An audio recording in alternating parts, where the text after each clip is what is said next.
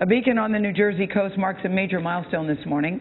The Sandy Hook Lighthouse, just south of the New York Harbor, is America's oldest standing lighthouse. Jim Axelrod is there to look at the tradition that began before the American Revolution. Jim, good morning. Well, good morning. It's not just America's oldest standing lighthouse, it's America's oldest lighthouse that's still in operation. The lights first went on here back in 1764, 250 years ago today. I'll lead us out. I'd rather follow the pro. No one knows more about the Sandy Hook Lighthouse than historian Tom Hoffman. How many steps we got here? You got 95 on this staircase. He's been giving tours here since 1975.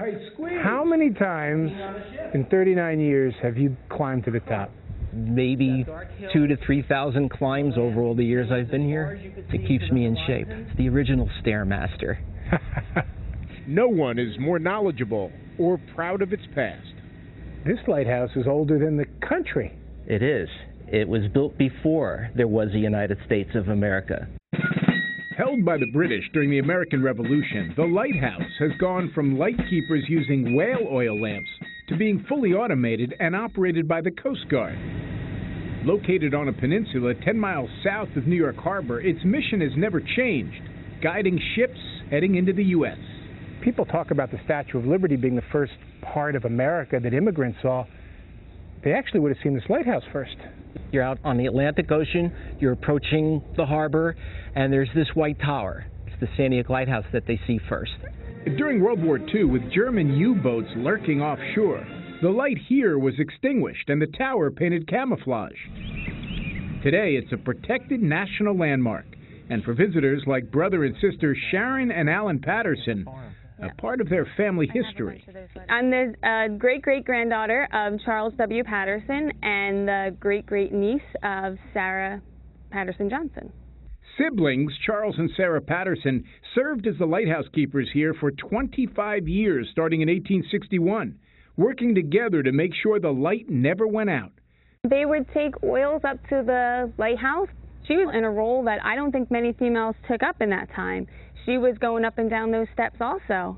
The need for lighthouse keepers eventually faded out, and in an age of GPS technology, the need for lighthouses themselves may soon follow, but never their place in our history. What else in our culture that predates the revolution? That's what's nice about this lighthouse. It was built to last. Well, you know the old saying, if you take care of it, it will last forever. I think Sandy Hook Lighthouse is a good example of that. Now, a lot of what you see behind me wasn't even here 250 years ago. At that point, the beach was just a couple of hundred feet away from the lighthouse, but drifting sand since then have built a sort of natural barrier, no threat of coastal erosion, and so this lighthouse should be standing at least a couple centuries more. Nora? Jim, what a great story. You know, occasionally lighthouses come up for sale on islands, and they have an auction, and you can buy them. Yeah. You thinking about getting us one for Christmas? Yeah, I was going to say. I thought it might be a and nice how much does one of those cost? We don't have one of those, Nora. Yeah, I'm just still trying to buy an apartment in New York before I get a lighthouse. Oh, you and Hillary.